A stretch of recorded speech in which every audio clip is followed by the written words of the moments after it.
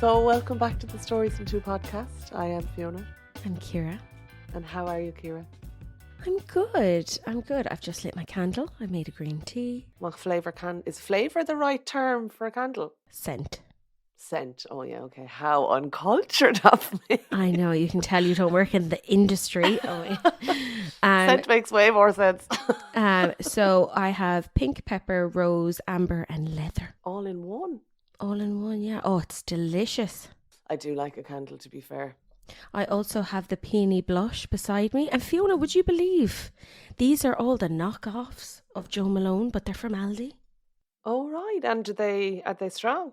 Oh, they're unbelievable. Like this peony blush one actually smells almost exactly the same as the big Jo Malone one. And it's a good size as well. Like, watch, this candle's lighting now, but I've only just lit it, so it's not too hot. But this big one's only 8.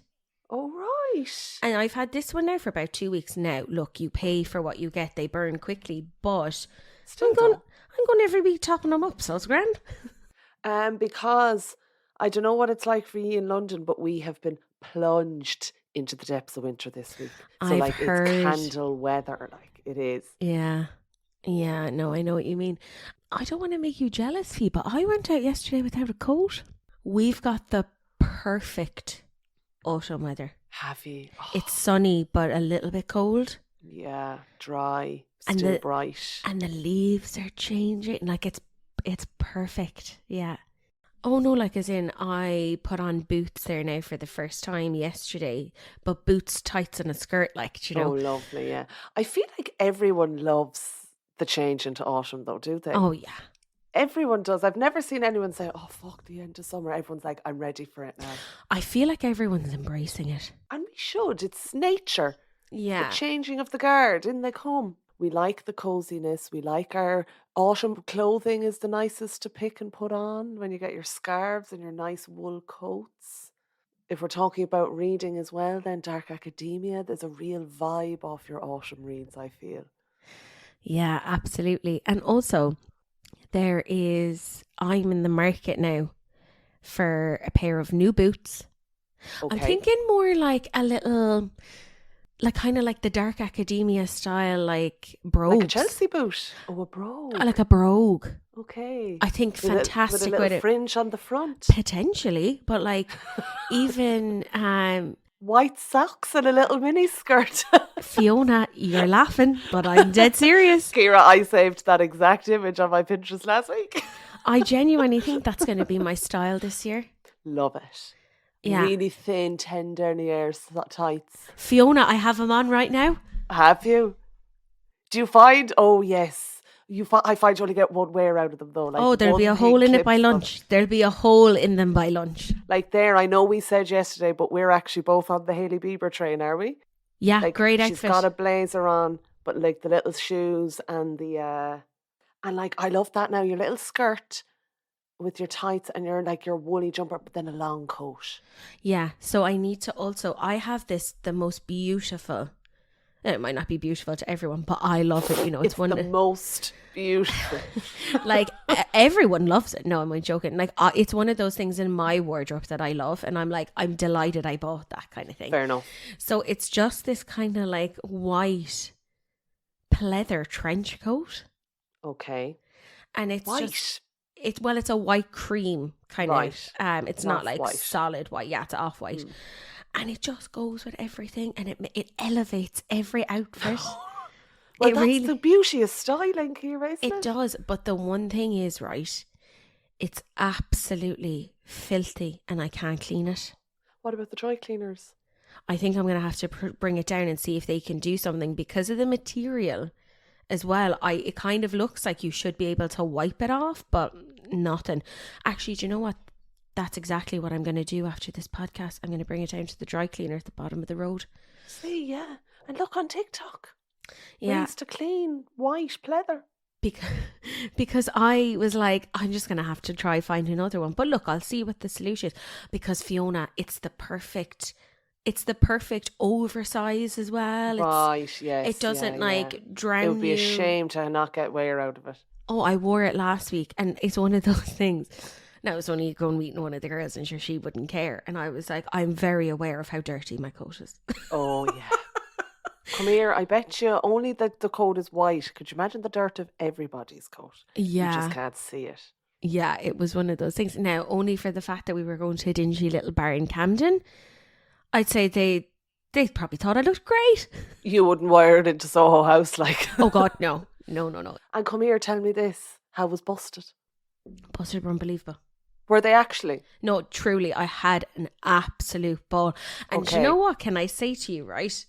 The crowd makes a big difference. Oh, absolutely. Like Fiona, and I'm not just saying this, taught on atmosphere electric. Really? Like, as in everyone was just delighted to be there. It's such a throwback though, isn't it? Oh, yeah.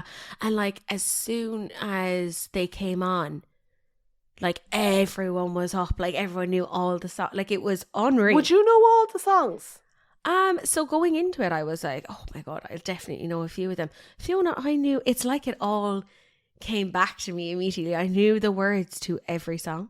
Did you listen to their albums when you were younger? Oh yeah, big fan of both of them. I think I only liked the hits. And in saying that, 3 a.m. was the only one on hard rotation. Well, 3 a.m. I think is my favourite. Oh yeah, it's a banger. It was their 20-year anniversary.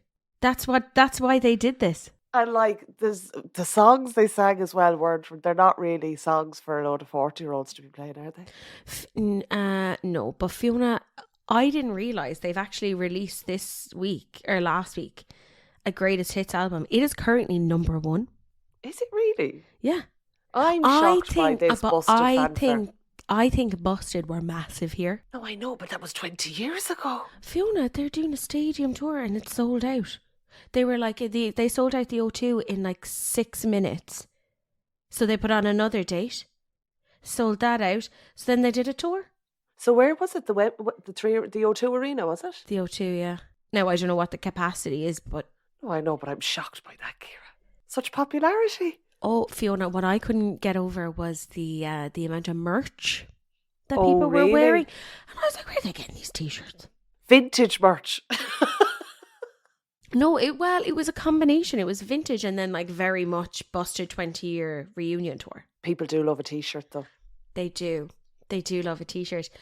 Like, honestly, they opened up with Air Hostess. Oh yeah, I forgot about that song. They closed with Year 3000. Can Charlie still sing? Fiona, his voice is incredible. Is it? I like Charlie. He bait out 3 a.m. like it was the recording on the CD. It was brilliant. It is a good song, to be fair. I think you sent me a video. I don't know if I watched it. Oh, yeah, I did. I feel like it was 3 a.m. Anyway, long story short, a great evening. Wow, okay. And all ladies in their 30s, I assume. No. There was a high volume of men. What? Yeah, straight men? I don't know their preferences, but a lot of them looked straight, yeah. Boyfriends of their girlfriends? Like emo kids. For Busted? Fiona, I swear to God. And you know, there was music that they would play like just before it came on, and they were playing like My Chemical Romance, and everyone was just singing along. Like it was Busted. like it was a pub. Like skater guys. Had you a big night out? Oh, it actually sounds like a ball. Oh, Fiona, we had a ball. Because I do remember Charlie. I was a big fan of Charlie's break-off band, Fightstar, who were a bit emo. Yeah. But I wouldn't imagine their fans would go to see Busted just to see Charlie. No, they looked kind of like a skater. Okay. Skater vibes. Like a skater boy. Yeah. So, Fiona, shall we move on to the topic itself? We shall. I will just to back for a moment to the Dark Academia. I saw your rating for the things we do for our friends. Yes. So you read that and you did an audiobook on that. I'm just interested to know because... Yes. So I thought the reason I ranked it 3... So the things that we do for our friends, we've spoken about it before. I think it's been on my TBR since the beginning of the year, but it's... Heather Darwent, it says here, is the author. Yeah, so it's set in Edinburgh, so like perfect backdrop, rich group of friends. She's kind of the outsider, becomes friends with them, and then they're up to something a bit sinister after a while, you know, and they kind of get her involved in it. Okay, so very secret history. Yeah, exactly. It had all the right ingredients. I feel like I feel like there was just things that they didn't execute in the Mm. way that I kind of would have liked. Like they didn't Okay. make the most of the Edinburgh backdrop, Mm-hmm. which I felt was such a wasted opportunity. Okay. They didn't Yeah, really go. vibes like. Yeah, and I just didn't really get that. Yeah, and then it just, and then the kind of the thing that was supposed to be a little bit mad, or the sinister thing, I actually didn't think was that shocking. I find that with these things as well, and they really over dramatize it and they build it up. Yeah. They build it up and then you're kind of like, oh, is that it? Like I've read this whole book and you've all been freaking out over this and it's not that big a deal at all. Yeah, I just felt like it could have been done better. Fair enough. Okay, so 3 stars. 3 stars, yeah. I mean, it's fine. I think people might enjoy it, but it's a bit dragged out, and I think the characters are just a bit weak, I think. Okay, fair enough. Yeah. You can't love them all, Kira. You can't love them all, and I think actually it's quite nice to be critical of one of the Dark Academia books every so often. Do you know? You can't love them all. It's nice to do something different every now and again. Yeah. It's nice to be disappointed every now and then. Yeah. So sorry, yeah, just because I saw that, I just said I'd ask you. But moving on then into our topic this week, we are going to do a Fourth Wing by Rebecca Yarros book club. There will be spoilers from here on in, so you have been warned. If you haven't read the book and you want to read it and come back, we'll still be here. You can come back and listen afterwards. And if you don't mind about spoilers, you've read it or you don't care, stay on and join the chat. Yeah, we finally got around to reading it. And we didn't fly through it. I know you started it before me, but I'd say the both of us, it took the bones of nearly 2 weeks. Yeah, or just shy of that. Yeah, because I think I mentioned it, especially at the start of like every type of fantasy book. It does take me a while to kind of get into like the world of it. Yeah, of course, yeah. And I take my time to kind of at least like remember the characters' names, because sometimes I find they can be a bit unusual. Now, in this case, they weren't that bad. No, but there are a lot of them as well. Yeah, there is. Suddenly you're like this, that, and the other. So Fourth Wing, for anyone who is not totally familiar with it, I would say it is high fantasy. High fantasy military college, essentially. I remember I asked you the last day when you had started how old they were. I saw it at the start, they're 20. Well, Violet, our main character, is 20. So she's in first year of this military college. So Basquiat, I think, is the college. And what are they fighting against? I've got a synopsis here. So basically Grand. there's I'll just read it out. So the book is set in a brutal and elite world of Basquiat War College. Their protagonist, 20-year-old Violet Sorringale, was supposed to lead a quiet life in the scribe quadrant. So the War College is set into the 4 different quadrants, which I think we mentioned in last week's episode. And Violet is in she goes to the Riders quadrant, but she was supposed to be in the Scribes. So she was supposed to lead a quiet life in the Scribe quadrant, but her mother, the commanding general, has ordered her to join the candidates striving to become the elite of Navarre. That's the one thing about fantasy books. I never know whether I'm pronouncing something correctly. So Navarre, let's say. I say Navarre, I think. Yeah, so then Dragon Riders, so that's the quadrant that she wants her to go into. Violet, being smaller and more fragile than the others, faces the risk of death as dragons don't bond to fragile humans. They incinerate them. With fewer dragons willing to bond than candidates, most would kill Violet to better their chances of success. The rest would kill her just for being her mother's daughter. Like Xaden Rearson, the most powerful and ruthless wing leader in the Riders quadrant, Violet needs to use her wits to survive, all while the war outside grows more deadly. The kingdom's protective wards are failing, and the death toll continues to rise. Meanwhile, Violet begins to suspect that the leadership is hiding a terrible secret. So that's the kind of the main synopsis of it. We've got a few of our main characters. So obviously we have Violet, which we mentioned, who's our main protagonist. Everything's from her side. We've got her sister Mira. So should we maybe explain like the family dynamic first? So you've got her sister Mira, her brother Brennan, who had died 5 years previous. You've got her mom, who's the commanding general of the school, and then you have her dad, who has also passed away, but we don't really know too much as to why. He was a scribe as well. So Violet Yes. wanted to go into the scribe quadrant, and she would have spent it because she was small and fragile. Yeah. But her sister Mira and the brother Brennan were both riders like their mother. And Mira is currently like quite an esteemed general in the army. And her mother decides, no, no child of mine will be a scribe. We're all riders. And that's why she's sent. And also, it's quite a dangerous college. Like people, is it the parapet just to get in? Is my view of the parapet is it's just like this really skinny bridge that they Yeah. have to get across. Yeah. And did she say something like 15% of students die just trying to get into the war college? That's kind of how the book starts. The mother has told her, you're going to be a rider, and you basically are, and she's going, that's where she's going straight to, is to walk this parapet to get into the war college. And then I suppose like you were asking a second ago, like how who they're fighting. So the kingdom itself, which kind of like when you look at the map at the beginning of the book, kind of looks like a stretched Germany is kind of how I see it. Like, you know, the kind of the shape of Germany. But if you like pulled it at the sides a little bit, kind of looks like that. But then it's in two different kingdoms, and they've been fighting each other for the last 400 years. So that you've got Navarre, and then the other one is Poromiel. I've probably butchered that spelling. Poromiel. And then that's who they're training them to kind of fight the other side. So then you've got that. And then I suppose they're the kind of the main things. Our other characters then, Zayden, because he's actually from the other side. He's one of the kids of a lot of the army generals who kind of revolted against Navarre. Yeah. And part of their punishment is that all of their parents were killed, and the kids were put into like foster homes.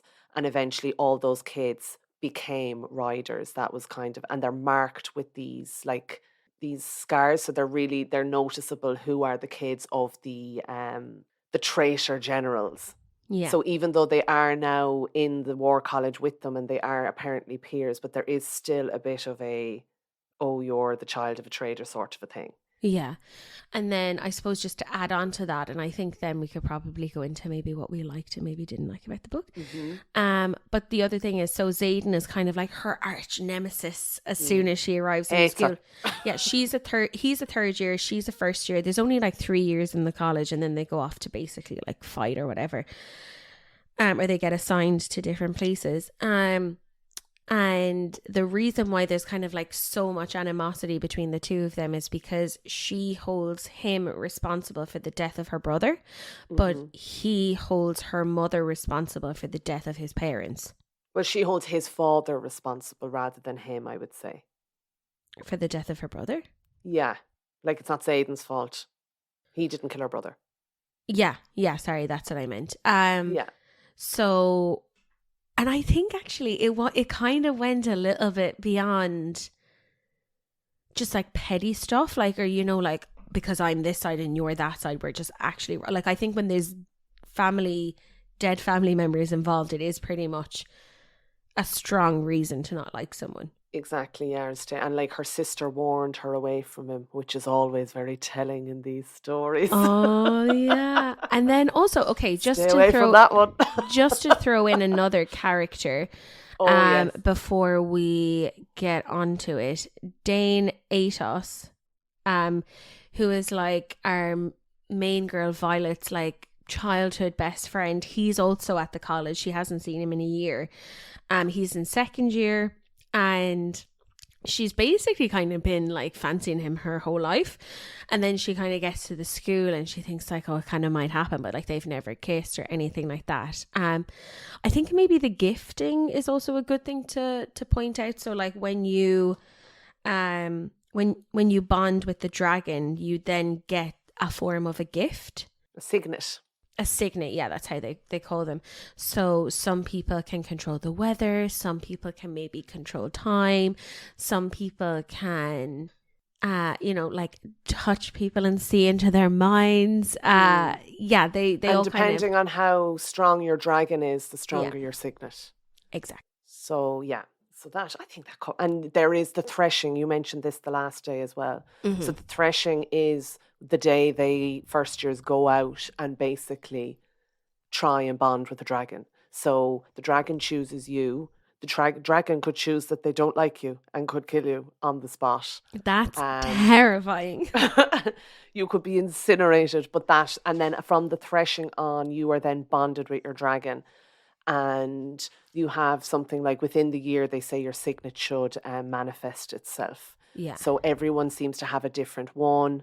It's described as channeling. You're channeling the power of your dragon through your signet. Okay, so I think we should go into it. I was very vocal in the last few episodes without kind of giving anything away, but I was very like, I'm enjoying this. I'm loving this, and I very much kind of kept that the whole way through. I obviously have like thoughts and opinions on it, but you finished it more recently and you haven't really given away what you think, and I feel like I might be a little bit annoyed by what you say to me, but anyway, go on. I didn't love it, no. Yeah. I didn't now, but I have read a good few kind of fantasy romances already. So I just think for me, personally, I just thought it was a bit long. Mm-hmm. I think it could have shaved out. Like I kind of started to nearly skim it. I really liked the start of it and I really liked the world building and the magic system and stuff. But as it went on, I just kind of felt I had questions that weren't getting answered, if that makes sense. Yeah. So shall I pose one or two of them to you? Yeah. So the dragons, right? I didn't understand what the dragons were getting out of bonding with the humans because they kept going on about how powerful the dragons were and the dragons could incinerate you just because they don't like the look of you. But then I was like, so why are the dragons agreeing to essentially be your soldiers in a war and stuff? I would have liked more backstory on the dragons. Okay. Just for it to have been a kind of, I just felt as it kind of went on, I was just kind of like, okay, I get it. But yeah, that was my biggest one of why are the dragons doing this? What are they getting out of it, if that makes sense? Well, I mean, now that you say it, I do completely agree with you. Like, you know, that unless it was said and I didn't spot it, you know. Yeah. Sometimes these things are given as small nuggets and I might have just missed it. Yeah, I mean, I don't think it did. I feel like there's room for that to come in the future, though. Maybe, yeah. And actually, as it kind of went on, I'm sure we'll touch on it, I kept thinking, being like, this could be something that is revealed towards the end of the book. But currently, at the moment, it isn't. Yeah. So things I liked. I really liked the trials at the start. So I felt it was really kind of, it feels like it's in 3 parts. It was like the trials that she was doing before the threshing. Yeah. There was the threshing and basically the bond with the dragon. And then there was the end when essentially the story really starts. Everything we've been building up to comes to a climax, if you will. Yeah. And I really liked the story up as far as the threshing. I loved the scene where they were walking through, like when they were just walking through and the dragons were just looking at them. And they had to walk through like one by one. And so there was certain scenes like that I thought were really visual. Yeah. I could really imagine like the parapet. I could really imagine her doing the gauntlet, which was like an obstacle course. For some reason in my head, I just kept thinking of, there's a particular Crash Bandicoot level where he has to go up and spin a load of things and jump up. And I liked all that. I liked the war college setting. Yeah. And the threshing. And I think just after the threshing, it just got a bit drawn out for a while for me before it kicked off again. See, I think having finished, I do agree with you. Because there were parts where I was like, okay, come on now, I kind of want this to go on. And then when I was thinking about it afterwards, when I finished it, because there were, I wouldn't say it wasn't a book I couldn't put down. I mean, for a lot of people, it was one of those books I could. Yeah. but still thoroughly enjoyed it. And it was one of those things when it finished, because it was one of those books where I could put it down. I was like, okay, I really enjoyed the book, but what would I change about it? Okay, yeah. And then kind of like looking at it as a, like, I know it's not a complete story because it's a series, but kind I of think like, it's only 2 books as well. I think the one that's out in November is it. It's 1 and 2. all right, okay. And then it was like, when I finished the first book, I kind of like set back and I was like, okay, as a book, what would I have changed about it? And actually, I don't think I would have changed anything. And that's why really? I could give it the 5 stars, because I actually think, having got to the end, I think everything that was put in there, even though at sometimes slow, it all kind of led us to something, and I felt it Yeah. was all relevant. And I do, yes, I definitely agree with that. I just think the pacing was a bit off. So I felt like it was really high stakes at the beginning. Like, you can die in this trial, and people were dropping like flies. And then once they bonded with the dragons for the threshing, there was a lot of just like the stakes came right down. There was the war games, or just training to ride your dragon, or just training to get Violet stronger and stuff. So I just kind of like, we went from your life is in danger every second of every day to you're just kind of passing the time. And I think she could have manifested her signet a lot sooner, or else. Yeah. I saw a good review on Goodreads, and basically a girl saying about like the time spent before she channeled her signet could have been. So Violet is supposed to be really smart, smarter than everybody. So we could have had like development of her in that sense doing so. Like the example I saw was just the way her sister gives her dragon armor. Mm-hmm. They're like, what if Violet was the one that made the dragon armor? She's so smart that once she bonded her dragon, she was the one that created it. And suddenly, so things like that. But there were things like the dragon armor pretty much saved her at the beginning, so she No, I needed know it. that. You know what I Yeah. mean? No, I know. But that was just an example of things. I just found that the whole point between the threshing and her and Zayden, essentially. Spoiler alert. I mean, it's not really a spoiler. Everyone knows. Actually, hang on now. I will say my favourite part about the book is I did like the spice. Like, I thought it was Yeah, good. it It was, even though it wasn't the best pacing, I feel like there wasn't enough of her and Zayden up until they got together, if that makes sense. But it was fine because I thought the payoff was good. Like, I did like, and I didn't, at the whole start of the book, I was like, oh, he's a bit brooding like all the rest of them. But then I loved him. Oh, I love him. Like, I do think he Yeah. is sexy, and I definitely fancy him. Yeah. And also, do you know what I like about her as well? Is she's got a bit of balls on her, but it's not done in a way that's like suddenly, like, they don't make her this kind of like shy, meeble character at the beginning, and then suddenly she has, like, dare I say, belly in the summer I turned pretty. Oh, yeah. But like, whereas Violet actually, you know, she kind of says it how it is sometimes, and I quite like that about her. I liked once her and Zayden started kind of getting together how upfront she was. She was like, no, I'm mad about you. Like, it's not up to you whether I like you or not and all this. I did like that. So I did think the romance was good. Yeah. But I felt I had to work for it. Well, and actually, speaking of romance, you can't give it too soon, you know. You need no, a little bit this of a is burn. true, exactly, because you know me, like, once I get it, then like book 2 to me, if they better not be all lovey-dovey in book 2, because But I don't think they will, because of the I way don't that think this they will. ended. Yes, that's true, actually, which is why I think that's why I love Blood and Ash so much with the 2 books, because of the way the first book ended. The second book is very much nearly like a new story. I think this has very much those sort of vibes. And just to say back to, like, I suppose a romance, but it wasn't really a romance, but you mentioned she always liked her, was Violet's friend Dane. I despise Dane. But I think that's a common thing. I think a lot of people, I You're think you're kind of I think you're supposed supposed to. to. Yeah, like, he's not a good character. No, but he's not. It was very repetitive. It was like every conversation she had with him was, I'm just trying to protect you. Yeah, I know. Like, and then get it, also, it was like, he absolutely did not believe in her whatsoever. None at all. Which was a walking red flag. Yeah. And he was just, I was like, all right, just chill out. She's got this far. Like, she bonded. So if we were to mention about, so the dragons, so Violet actually ends up bonding with 2 dragons. Mm-hmm.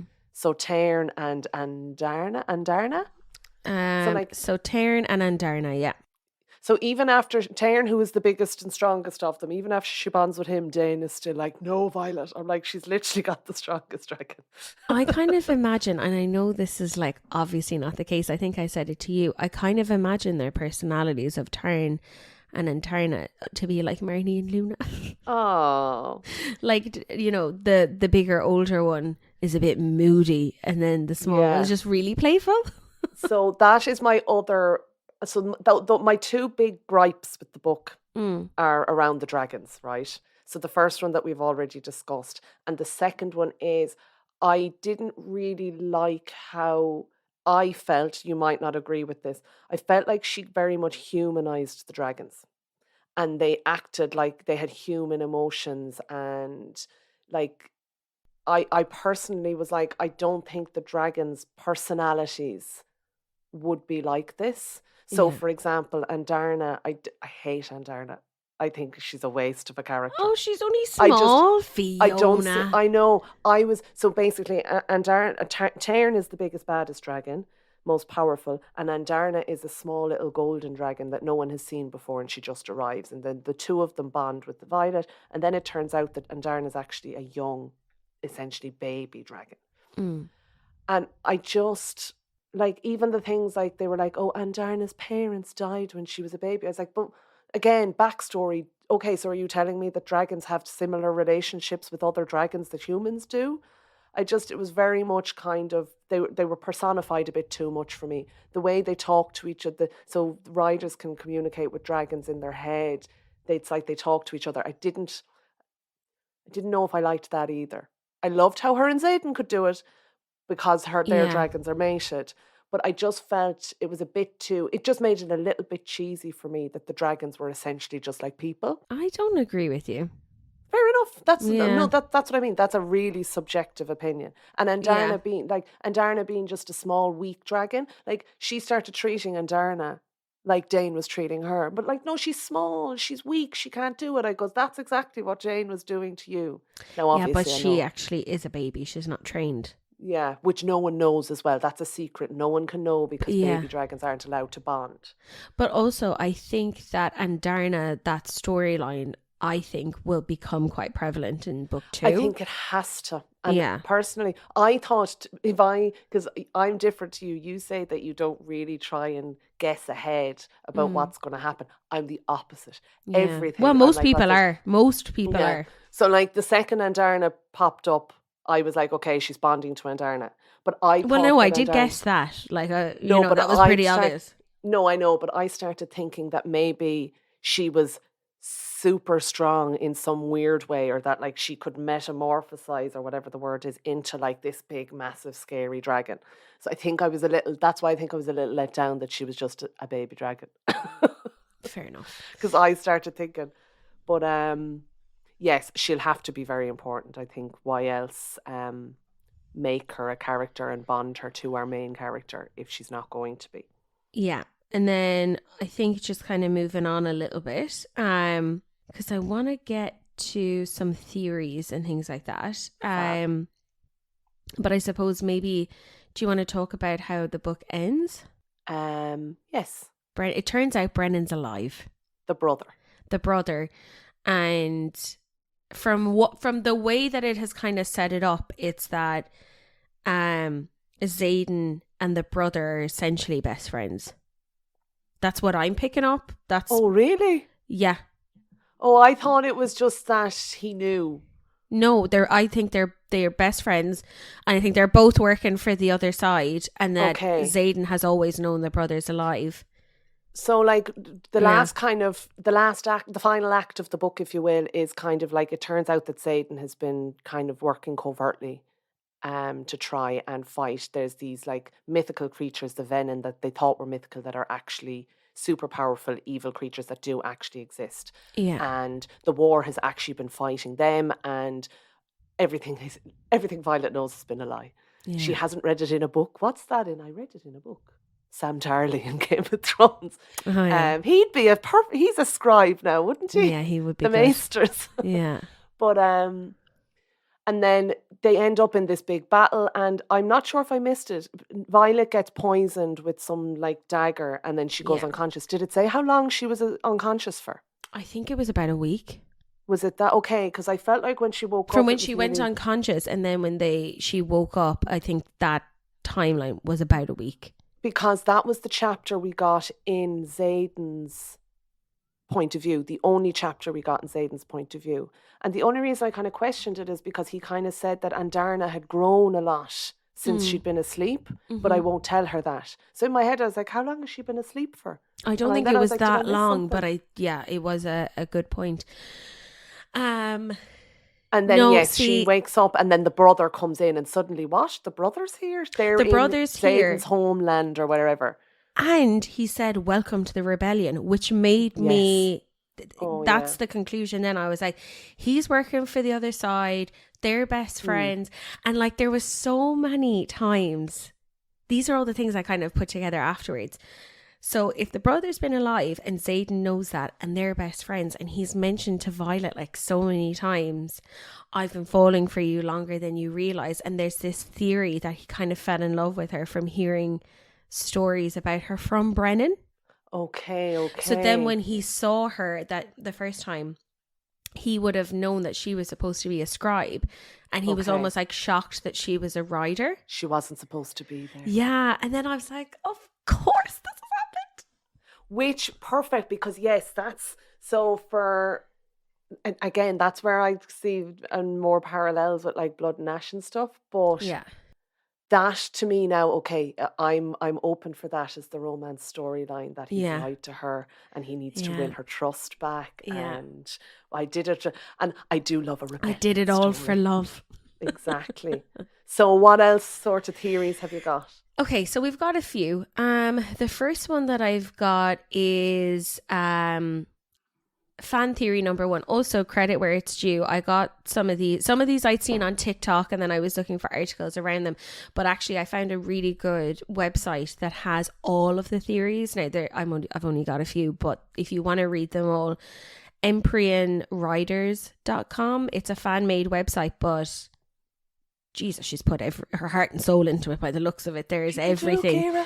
There's everything you could ever want to know about Fourth Wing on it. So we'll leave it in the show notes.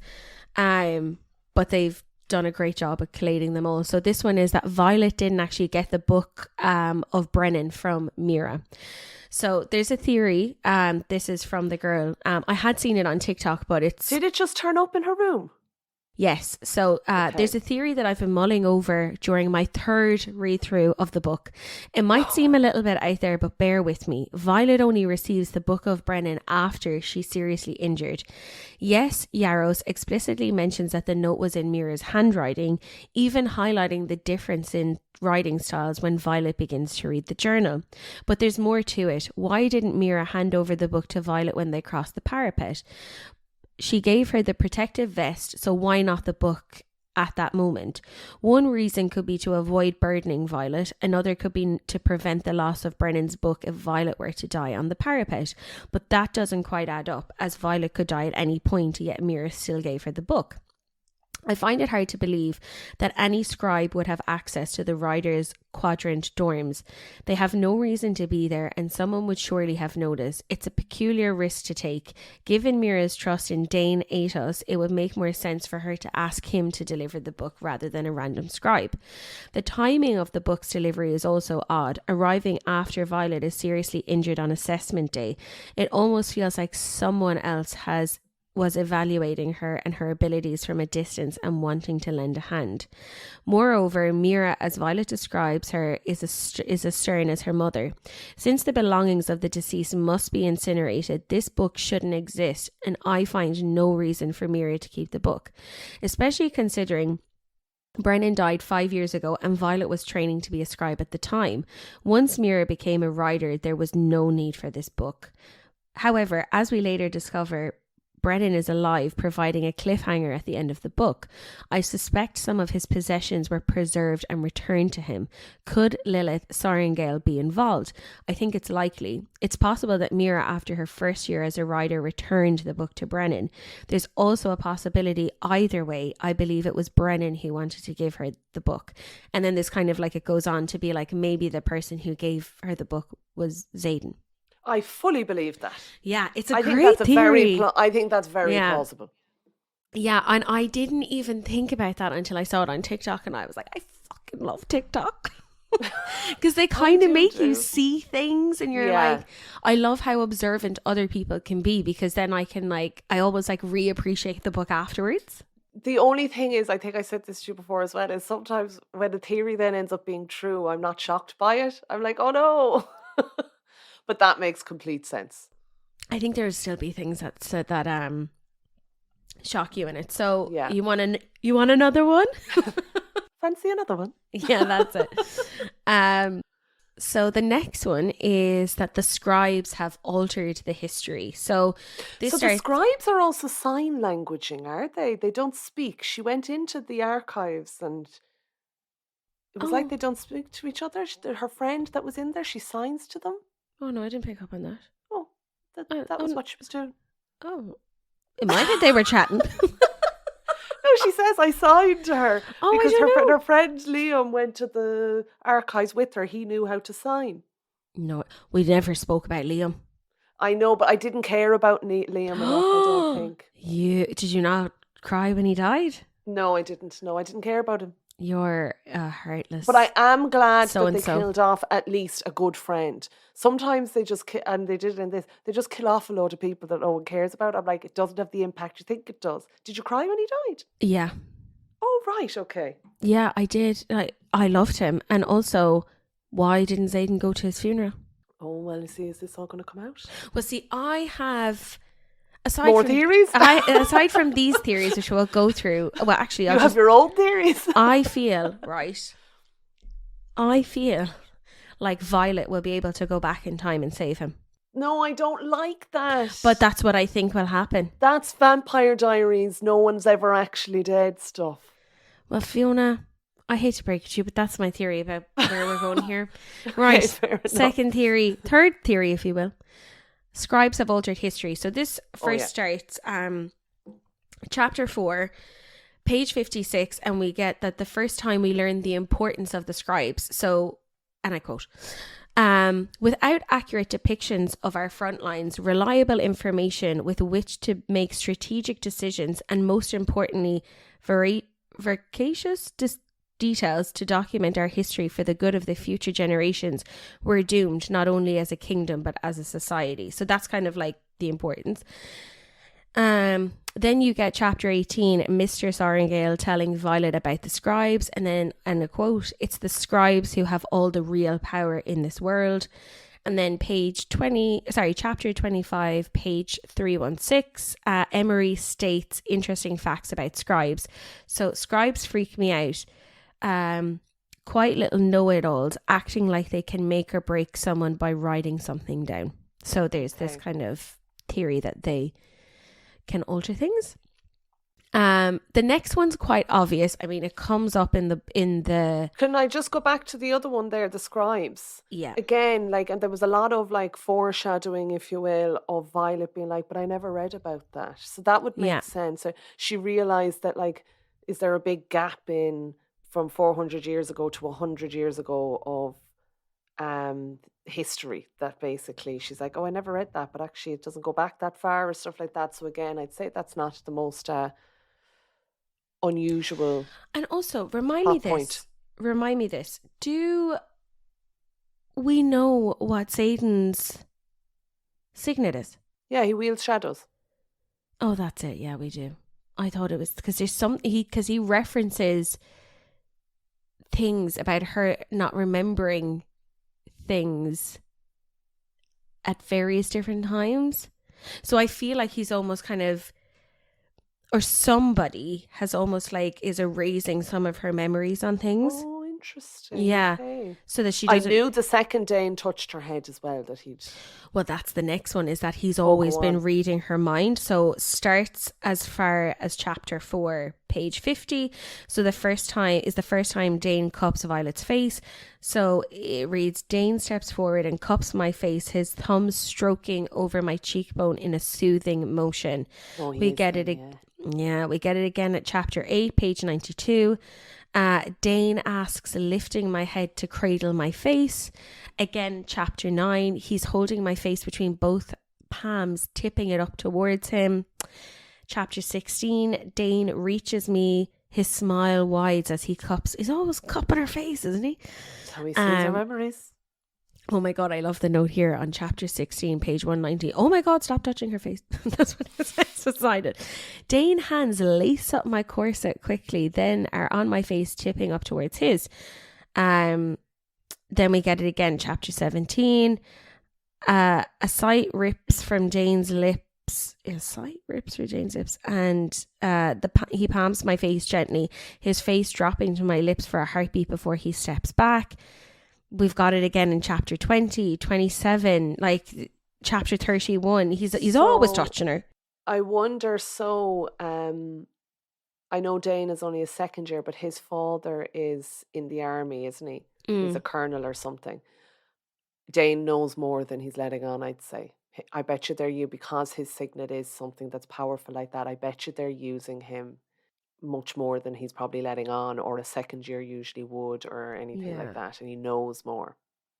Yeah. Oh, and if he's touching her in all those chapters, definitely. Wiping her head clean. Maybe he's wiping her memories. Yeah, something Plucking going them on out. there. Okay, this one's quite popular. You might have seen it on TikTok, but that the initial storm on the parapet was actually her mother's doing. So her mother, her signet is like creating storms. So having read the book 3 times in a row, I now firmly believe that, not me, this woman. No, I know, but still. Yeah, Fiona. I'm considering going back in with my highlighter. I'm not lying. Oh, you have the physical copy, sure. I do. I was actually considering going back in with my highlighter. So having read the book 3 times in a row, I now firmly believe that the storm, which conveniently occurred just on time for Violet to cross the parapet, was her mother's doing. We know that Lilith is a storm wielder. We also know that the storm started just before Violet's turn to cross the parapet. So on chapter 3, page 29, Violet remarks about the storm. The storm eases into a drizzle as if it had only come to make the hardest test of my life even harder, but I did it. Interesting. So yeah, like, because the mother, and is the theory that the mother wanted her to fall off? Well, this kind of leads nicely into my next and last theory. Okay. So like all throughout the book, I think we're very much like, the mother's not a nice person, especially like with this. But then the next theory is that she's actually not evil. Well, she's rude. She's not good. Like, she doesn't show any sort of warmth to Violet at all. No. Even when she bonds with the biggest dragon, you'd think she'd be like, oh, my daughter must be strong. She's still kind of no approval at all or anything like that. Yeah. So, I mean, again, this is a theory. I don't Of course, yeah. I don't know if I necessarily am on board with this one, but that Lilith Sorrengail is actually not evil. So chapter 5, page 55, Violet's mother officially objected that children of the rebellion leaders should be forced to watch. So knowing that I'm in direct disagreement with General Malgrain's orders, I'm officially objecting to the plan set forth in today's briefing. It is not this general's opinion that the children of the rebellion leaders should be forced to witness their parents' execution. No child should watch their parents put to death. So she wrote that, did she? That's from the mother. Okay. And then chapter 18, page 220, Violet's dream gives us an incredible clue about the fact that Lilith wanted Violet to be a scribe. So, and quote, "You are not like them, Violet. That's not your path. Dad gives me an apologetic smile, the usual kind that says he sympathizes, but there's nothing he can do. The kind that he gives me when Mom makes a choice he doesn't agree with." So there's that one. Page 20. Also, the mother isn't the tip top of the ranks. There is a guy ahead. Is it Melgren? Yeah, just one He's like, above her. so she's like second command. Yeah, so he's definitely a bad bastard. Oh God. Yeah. I'm sure he'll come out in flames now in Yeah. book 2. So chapter 20, page 253, Liam tells Violet his theory about the Rider's Quadrant. So he said, I personally think that the quadrant was chosen to give the best chance of rising in rank, but others. And then the comments here, like, my theory is that Liam is actually right. I believe that when, we'll learn later, Xaden made a deal with Lilith Saringale, there's a lot more to the story. These kids were conscripted and to indeed get higher up in the rank and be able to overturn the leadership again rather than just get rid of them. Okay. Yeah, there's a few others here. Chapter 36, when Violet realizes Lilith knows about the venom. So the dagger on her desk means she knows and she's done nothing to stop it. And then the comments, well, you see, I think Lilith is actively doing stuff to stop it. And I think she tried to keep Violet safe with the scribes while her dad was alive. And now she pushed her to become a rider. We don't know more. Again, it's just how I see the story.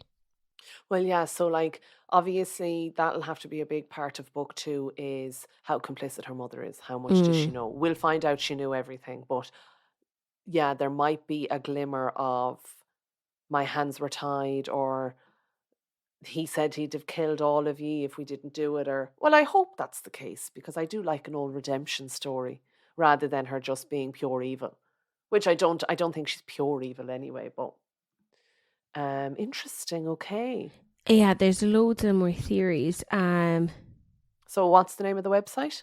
Empyrean Riders, EMPYREAN Riders.com. Riders.com. Very good. We'll leave that in the show notes. Yeah, there's a few more like that there could be more to signets than we know. Oh, there's another one. Why the next book is going to be called Iron Flame. Yeah. There's So the next book is out is it the 7th of November? 7th of November. So a month away, essentially. I've pre-ordered. Have you? I have. And Oh, you no, know I what? I'm haven't actually yet. sick and it's going to arrive on the day.